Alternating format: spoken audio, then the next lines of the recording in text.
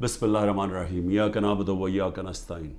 میرے پاکستانیوں، جمعے کی نماز کے بعد میں اپنی ساری پارٹی کو آج کہہ رہا ہوں، کارکنوں کو کہہ رہا ہوں، بلکہ اپنی قوم کو کہہ رہا ہوں کہ ایک زندہ قوم کی طرح ہم نے سب نے نکلنا ہے اور ہم نے ایک پرامن طریقے سے بتانا ہے، احتجاج رجسٹر کروانا ہے دنیا میں کہ جو سویڈن کے اندر جس طرح قرآن کو جلایا گیا، قرآن شریف کو، اور آزادی رائے کے نام پہ، اور تو پاکستان وہ ملک جو کہ اسلام کے نام پہ بنا تھا، ہماری طرف سے ایک بھرپور قسم کی ایک احتجاج دنیا میں رجسٹر ہونا چاہیے۔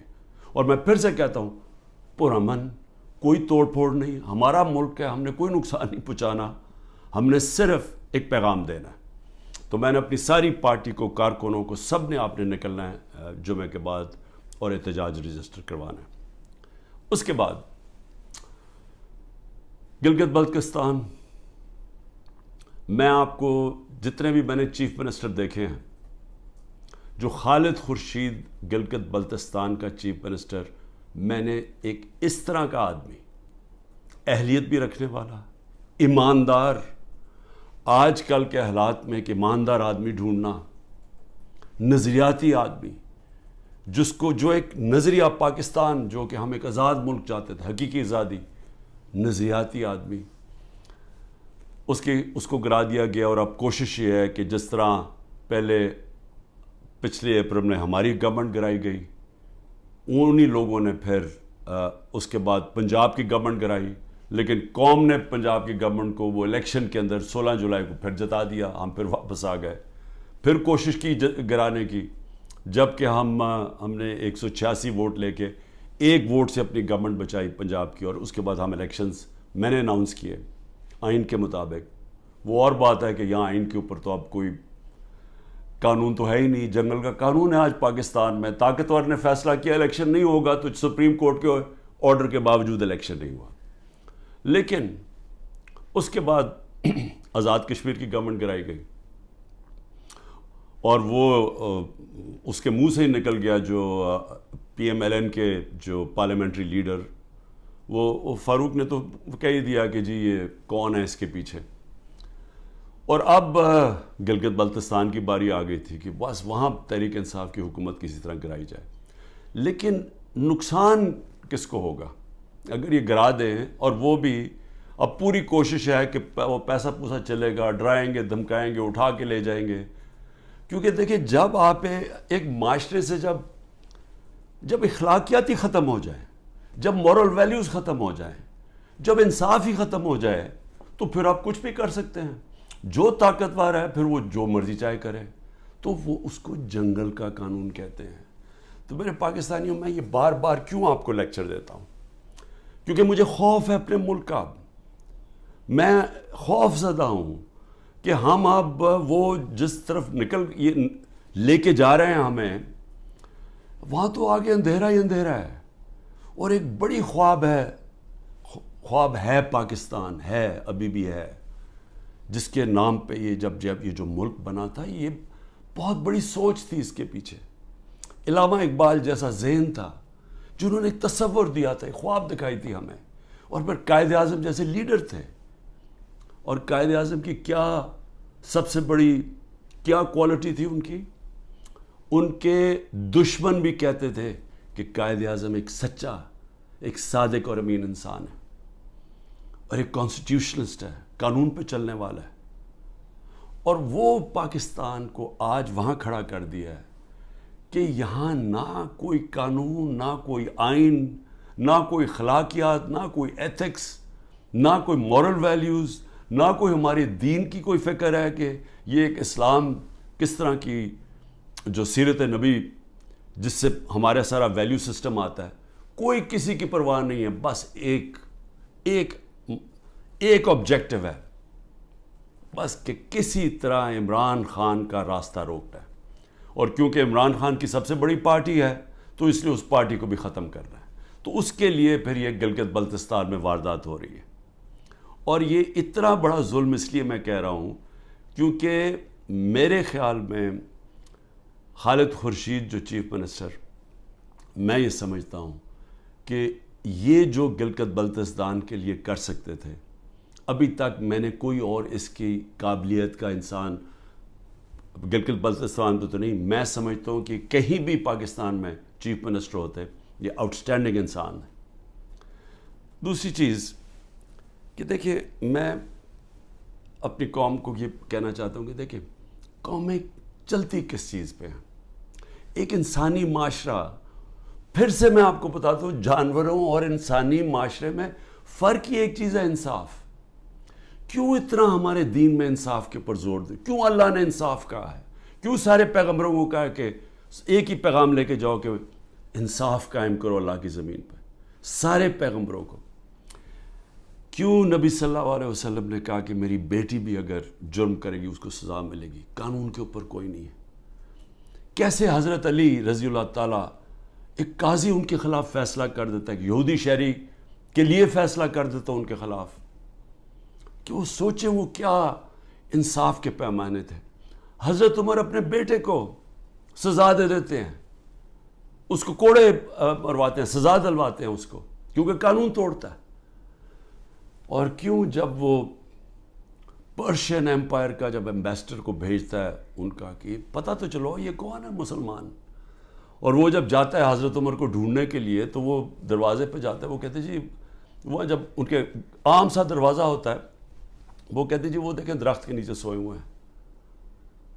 تو وہ جا کے جب واپس بتاتا ہے تو وہ آگے سے وہ کہتا ہے کہ جس ملک میں انصاف ہو اس ملک کا سربراہ، اس کو کوئی گارڈز کی ضرورت نہیں ہوتی، اس کو وہاں امن ہوتا ہے، اس کی جان کو کوئی خطرہ نہیں ہوتا ہے، جو انصاف دیتا ہے معاشرہ۔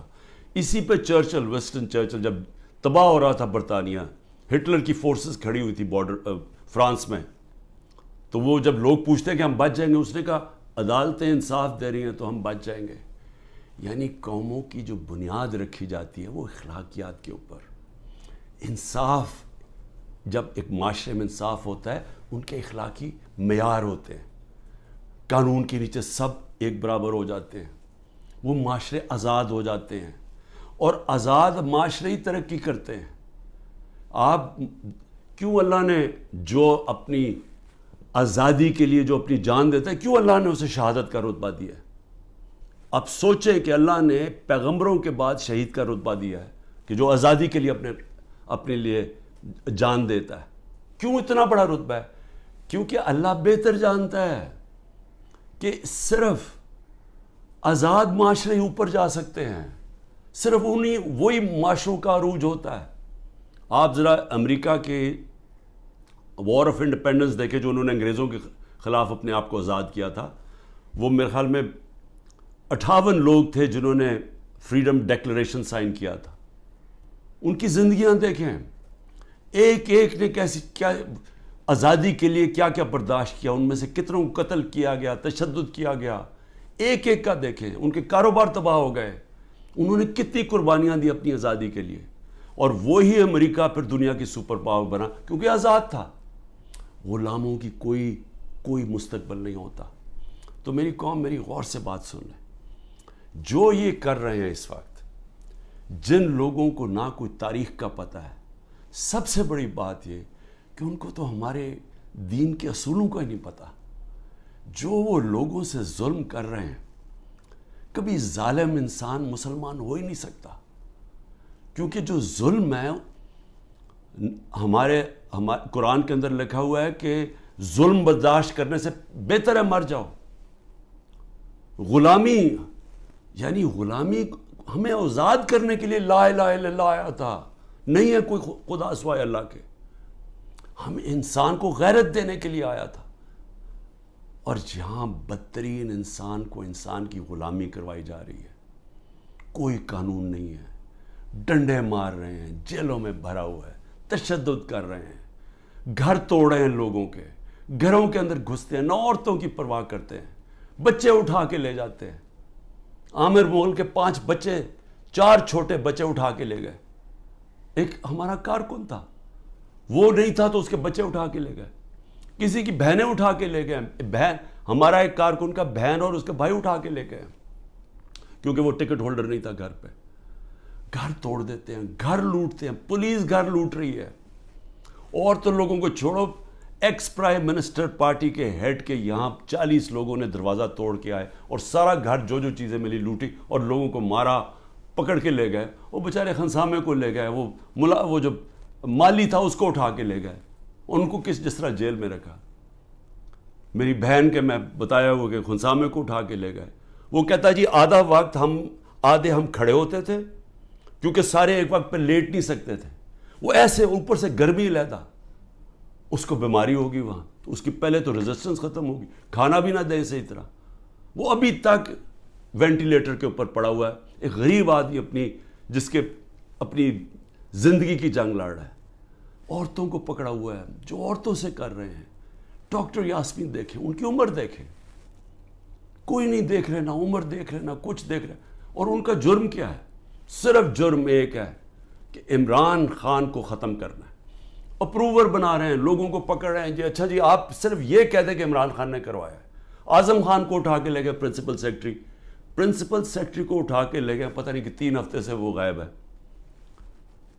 اپروور بنائے جی, کوئی عمران خان کے خلاف دے, جس کو پکڑتے ہیں عمران خان کے خلاف کوئی سٹیٹمنٹ دے. شہباز گل کو جب پکڑا کوئی عمران خان اعتبار سے سٹیٹمنٹ دلوائی ہے. یہ جو بھی میرا کل نیب میں گیا, وہ جو توشہ خانہ کیس کی, وہ فلانے آدمی نے وہاں دبئی میں جا کے کہا کہ جی مجھے گھڑی بیچی ہے. وہ فراڈ آدمی, اس کے اوپر کیس کیا ہوا ہے. میں نے وہ جیو کے اوپر کیس کیا ہوا جنہوں نے کیا ہے, میں انشاءاللہ وہ کیس عدالت کے اندر جیتوں گا. وہ ایک بھاگا ہوا ناروے سے, اس سے انہوں نے بیان دلوا لیا جی عمران خان نے وہ گھڑی بیچی ہے کسی کو. میں صرف یہ آپ کے سامنے یہ ساری چیزیں کیوں رکھ رہا ہوں؟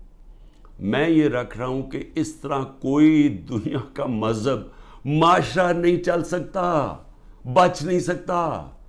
کوئی جس معاشرے کی بنیاد میں کوئی موریلٹی ختم ہو جائے, جس معاشرے کے اوپر جس طرح مولانا رومی نے کہا تھا, انہوں نے کہا قوم کیسے مرتی ہے جب اچھے برے کی تمیز ختم کر دیتی ہے, مر جاتی ہے. امر بالمعروف اللہ کا حکم ہے کہ اچھائی کے ساتھ کھڑے ہو, برائی کے خلاف کھڑے ہو. سارے ملک کے بڑے بڑے ڈاکو جو 30 سال سے اس ملک کا پیسہ چوری کر کے باہر لے کے جا رہے ہیں, جن کے اوپر اتنے کیسز ہیں چوری کے, 30 سال سے کیسز بن رہے ہیں ان پہ. اور یہی افسوس سے کہنا پڑتا ہے کہ یہی اسٹیبلشمنٹ ہمیں فیڈ کرتی تھی کہ جی انہوں نے اتنی چوری کی, فلانے نے اتنی چوری کی. میں سب سے زیادہ ان کے خلاف کھڑا تھا, ان کی چوریوں کے. ہمیں پوری طرح ڈیٹیلز دی گئی.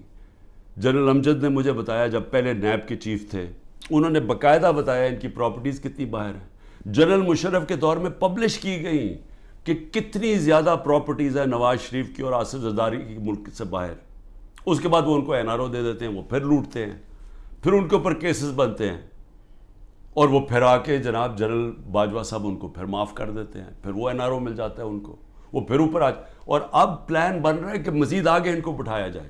دبئی میں بندر بانٹ ہو رہی پاکستان کی. اچھا جی زرداری سندھ اس کو دے دینا, MQM کو کراچی دے دینا, اور یہ نون لیگ کو سینٹرل پنجاب دے دینا, وہ اور جو نئی پارٹی بنی ان کو اتنی سیٹیں دے دینا. ہاں کیونکہ پیٹیں بڑی سٹرونگ ہے KP کے اندر, چلو ان کو ساتھ ملا دینا, اس کے ساتھ مولانا فضل الرحمان کے ساتھ. یعنی کوئی انسان نہیں ہم بستے.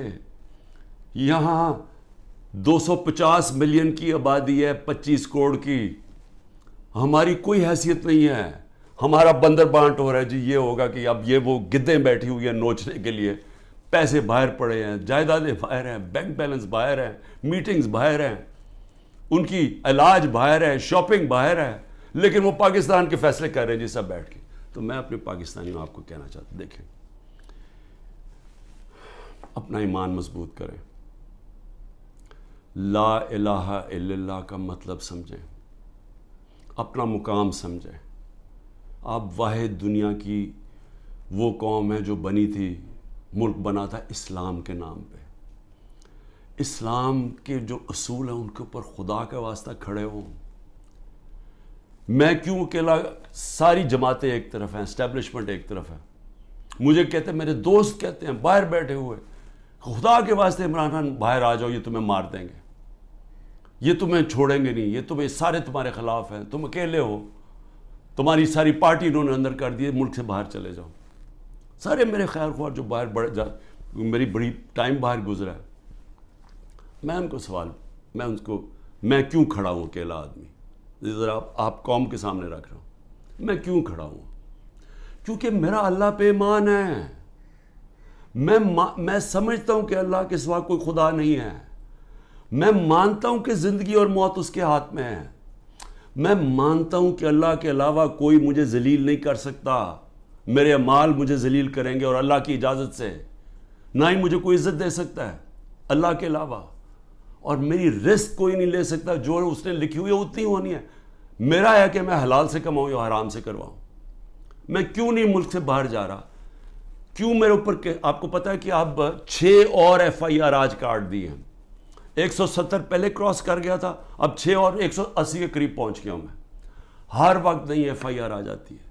میں عدالتوں میں جاتا ہوں، میرا سارا ٹائم ایک عدالت سے دوسری عدالت جاتا ہوں. اور میں اپنے وکیلوں کو آج سلام کرنا چاہتا ہوں جس طرح وہ کھڑے ہیں اور وہ جس طرح وہ لڑ رہے ہیں میرے لیے.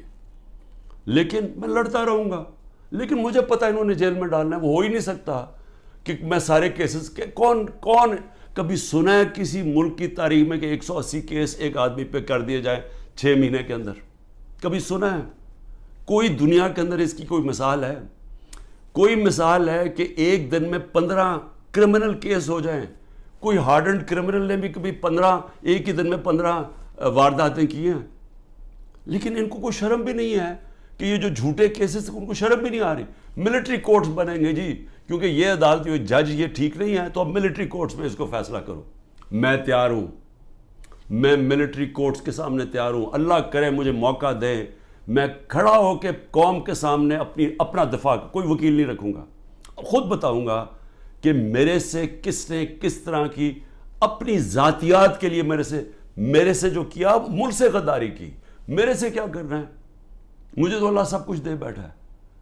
لیکن میں یہ بھی بتاؤں گا کہ میرے اوپر کس طرح مجھے مارنے کی کوشش کی گئی. جب دیکھا پارٹی اوپر جا رہی ہے کہ ہمارے الیکشن پہ الیکشن 30 الیکشن جیت گئے 37 میں سے، کہ ساری پولیس بھی ہے، گورنمنٹ بھی ہے، الیکشن کمیشن بھی ہے، اسٹیبلشمنٹ بھی ساتھ کھڑی ہے، اس کے باوجود جیت رہے ہیں. تب مارنے کی کوشش کی. 3 نومبر کو میرے اوپر جو وزیرآباد میں واردات تھی، اس سے پہلے میرا ہیلی کاپٹر آ رہا تھا، بڑا ہیلی کاپٹر تھا. ہم DI خان پختونخوا ادھر سے آ رہے تھے واپس سے ریلیف دینے کے لیے، وہ جب سیلاب آیا ہوا تھا. اس کے اندر پٹرول مکس کیا گیا.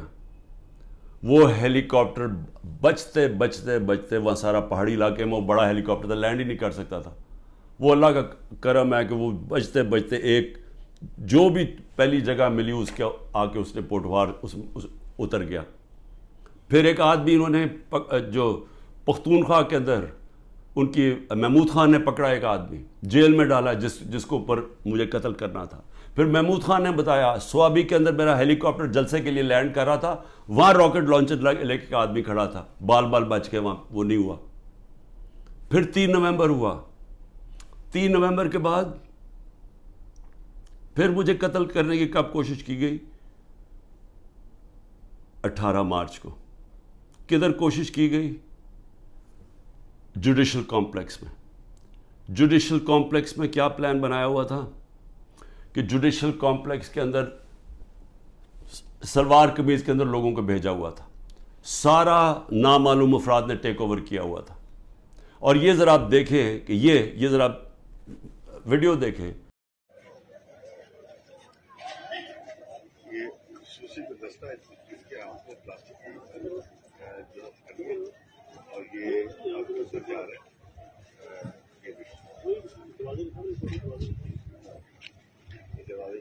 یہ خصوصی دستہ ہے جو کہ جن کے ہاتھ میں پلاسٹک کی ہتھکڑی ہے اور وہ عدالت کے طرف جا رہے ہیں. اسپیشل فورس یہ بھی ہے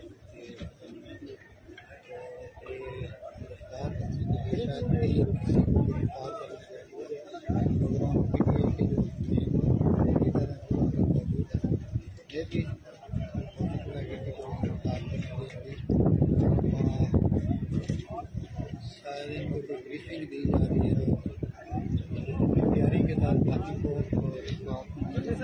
स्पेशल ब्रांच के लोग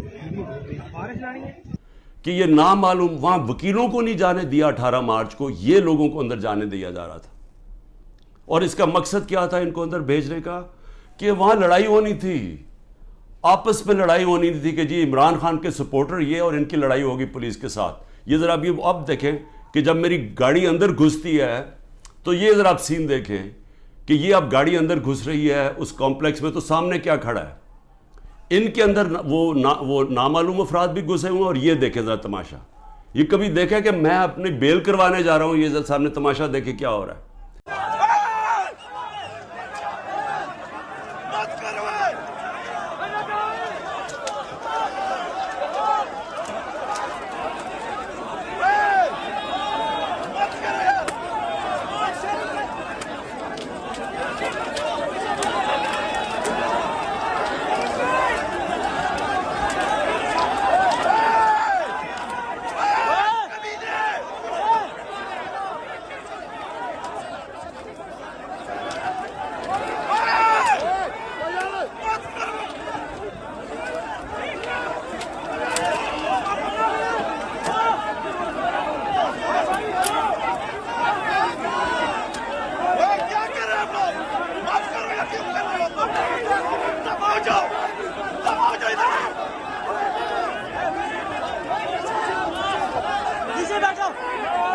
یہاں پلان کیا ہوا تھا کہ آپس میں لڑائی ہونی تھی کہ وہ ان کو بتا دینا وہ سلوار قمیض ہے کہ وہ عمران خان کے ساتھ ہے، اور کوئی لڑائی ہوئی اور اس میں عمران خان کو قتل کیا. آج وقت میں وہاں سے باہر نکلا اور اللہ نے بچا دیا، کیونکہ اندر سے لوگوں نے بتایا کہ جلدی سے نکلیں، یہاں آپ کو مارنے آ رہے ہیں. وہاں سے بچتا ہوں. اس کے بعد کیا ہوتا ہے؟ مجھے اندر سے رپورٹ آتی ہے کہ انہوں نے ایک اور پلان کیا ہوا ہے. انہوں نے یہاں زمان پاک کے باہر اس وقت آپ کو پتہ ہے بڑے ہمارے کارکن تھے، ان کے اندر انہوں نے تحریک انصاف کے وہی مفلر پہن کے تو انہوں نے وہاں گھس کے تو یہ کیا کرنا تھا. یہ میری 22 مارچ کو یہ ذرا دیکھیں کہ میں کیا کہہ رہا ہوں. اب ایک اور پلان بنا ہے اور یہ میں آپ سب کو بتا رہا ہوں، میں اپنی عدلیہ کو بتا رہا ہوں، میں خاص طور پہ پنجاب پولیس کو بتا رہا ہوں. آئی جی پنجاب اور آئی جی اسلام آباد پیچھے ان کے ہینڈلرز، انہوں نے پلان کیا بنایا؟ زمان پاک کے باہر یا آج یا کل آپریشن کا پلان ہے. اور وہ کیا آپریشن ہے؟ میں پولیس والوں کو بتا رہا ہوں، انہوں نے 2 سکواڈز بنائی ہیں. ادھر اسلام آباد سے اس نے چوز کیے آئی جی نے، اور ادھر سے اس نے منتخب کیے ہیں، یہ جو پنجاب کا آئی جی ہے. انہوں نے 2 سکواڈز بنائی ہیں. وہ کیا کریں گے؟ وہ ہمارے لوگوں کے اندر یہاں آ جائیں گے اور ادھر سے گولی چلا کے 4-5 پولیس والے مارنے ہیں. انہوں نے ہمارے کھڑے ہو کے ہمارے لوگوں کے اندر یہ جو لوگ بھیجیں گے، کیونکہ یہاں تو بڑے لوگ ہوتے ہیں، ان کے اندر رہ کے انہوں نے 4-5 پولیس والوں کو قتل کرنا ہے. اور اس کے بعد وہاں سے اٹیک آنا ہے. انہوں نے گولیاں چلانی ہیں، ہمارے لوگوں کو یہاں ماریں گے، ماڈل ٹاؤن ٹائپ قتل کریں گے، اور پھر کرتے کرتے میرے گھر آ کے وہ پھر مرتضی بھٹو ٹائپ سٹائل مجھے قتل کریں گے. اور اب یہ 9 مئی کا دیکھیں، یہ نامعلوم افراد کس ٹرک سے اتر کے اور کدھر جا رہے ہیں اور کیا کرنے جا رہے ہیں. یہ سول کپڑوں میں آرمی کے لوگ یہ اتر کے سول کپڑوں میں، یہ دیکھیں یہ اتر کے یہ گراؤنڈ میں اکٹھے ہو رہے ہیں گرجا چوک کے آگے. یہ دیکھیں یہ گرجا چوک میں سول کپڑوں میں اکٹھے ہو رہے ہیں. اس کے اندر یہ مجھے ٹائم پہ نہ پتہ چلتا تو انہوں نے یہ جو 9 مئی کو ہوا ہے، یہ 9 مئی کو انہوں نے تب کرنا تھا. 9 مئی کو کیا کہ وہ پلان کیا ہوا تھا، اندر لوگ گھسائے ہوئے تھے جو تحریک انصاف کے بنائے ہوئے تھے. تو یہ جو انہوں نے تحریک انصاف کے کپڑوں میں مفلر لے کے وہاں لوگ ہونے تھے، ان کے لوگ، وہ 2 آئی جیز نے اپنے لوگ چھوڑے ہوئے تھے سکواڈز، انہوں نے گولی چلانی تھی. اس گولی کے اندر ریٹیلیشن میں 1000 رینجر تیار کیا ہوا تھا انہوں نے. یہاں اٹیک ہونا تھا جس پہ مجھے مار دینا تھا. وہاں سے میں بچتا ہوں. تو میں یہ آپ کو کہہ رہا ہوں کہ جس آدمی کی جان کو خطرہ ہے وہ تو نہیں اتنا بھاگ رہا ہے ملک سے، کھڑا ہے یہاں ساری ہر طرح کی دھمکیاں ہیں. ہر روز جب یہاں سے نکلتا ہوں تو پتہ نہیں ہوتا کہ اللہ مجھے زندہ واپس لے کے آئے گا. لیکن میں کیوں نہیں ڈر رہا؟ میں اپنی قوم کو یہ بتانا چاہتا ہوں کہ اللہ میں ایمان مضبوط کریں. دیکھیں یہ اس وقت اگر آپ نہ کھڑے ہوئے اور یہ ظلم کے سامنے آپ جھک گئے اور یہ جو خوف کی زنجیروں میں بندھے رہ گئے تو آگے تو آپ کو کوئی مستقبل نہیں ہے.